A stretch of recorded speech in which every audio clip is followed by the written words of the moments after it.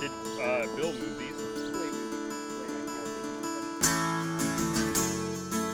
Spokane Riverkeeper is an advocacy organization that prides itself on being an organization that has an on-the-river presence. We might patrol the river for various reasons. It could be a litter pickup day, which we do quite frequently throughout the summer. It could be looking at combined sewer overflow pipes. It could just be a day to go out and freshen up our whitewater skills. Fall in the water unexpectedly, pop up, first thing I want to hear is your name, because that tells me a lot.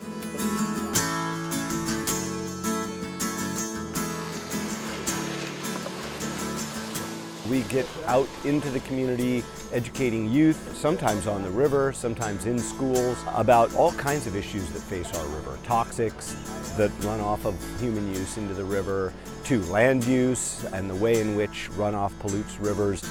This is called a Secchi tube, and it doesn't really look that dirty now that we've taken the sample, right? But we're going to see if it is. You know, when we go talk to youth, you know, they really get the need for clean water, and they really ask the right questions. Let's talk about what a healthy stream is. We really want the students to get a feel for what is happening in their backyard. A lot of students didn't even know where Hangman was located, and so knowing that it's so close and it's so vital to their Spokane River, which they're all very familiar with, I found very important to introduce them to that, and hopefully they can spread the message to other people who also aren't very familiar with our watershed that this is important and that we should care.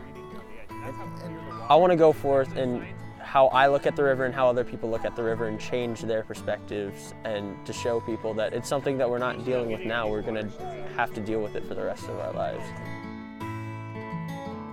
The way we are using and abusing our resources is not healthy for our environment, and unless we get out here and have experiences like this and are able to change that.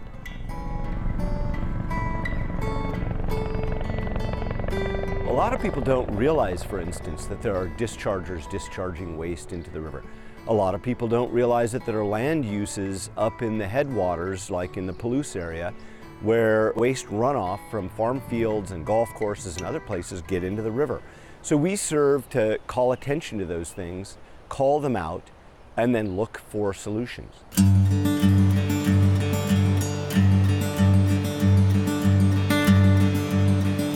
The Spokane River right now is a really interesting mixed story.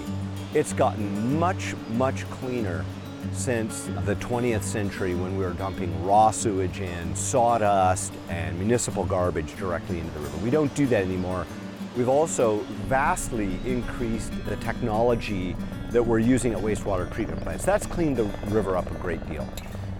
The issue is, and we've got a lot of work to do, is we have a great deal of toxins that are now in our waste stream that might not have been 50 years ago. So polychlorinated biphenyls, fire retardants, even cosmetics and microplastics are now posing an increased threat to the river, and we're going to have to pay attention to that and do our level best to get those out. Over Lower Spokane, so below Monroe Street Dam, and they're looking at red band trout. Now I don't know what to talk about, but hey guys, right. The thing is that laws were designed to clean our waters up. Studies on red band trout. We were supposed to have fishable, swimmable waters across the United States by 1987. In many places, things are getting better, but we're not there yet. So those laws really help to get us there, make progress, and they help to protect what we already have that's in good shape.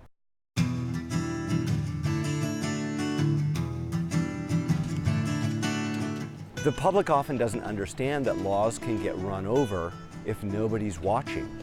And the public has 475 things to think about when they get up in the morning and go off to work or school. So that's where we come in, and we are really out here being the eyes and ears to make sure those laws are followed for the public's river. It is mind-blowing to be out there and see how the farming right up to the edge of the creek, you know, no buffers, tons of sediment going into the stream, and that the pollution from Hangman Creek pollutes the Spokane River for sometimes 50 miles downstream. One of the things we're quite proud of is actually bringing the attention of the public to their river. The public now is beginning to really recognize when they see that muddy plume coming out of the mouth of Hangman Creek, it's not just natural normal erosion, it's pollution.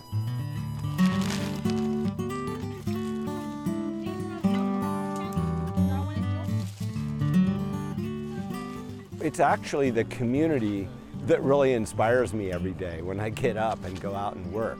And so when you're involved in outreaching to the public, whether it's the youth, or maybe it's boaters, or maybe it's people walking their dogs on the Centennial Trail above the river, at some fundamental level, the public really does love their river and understand it.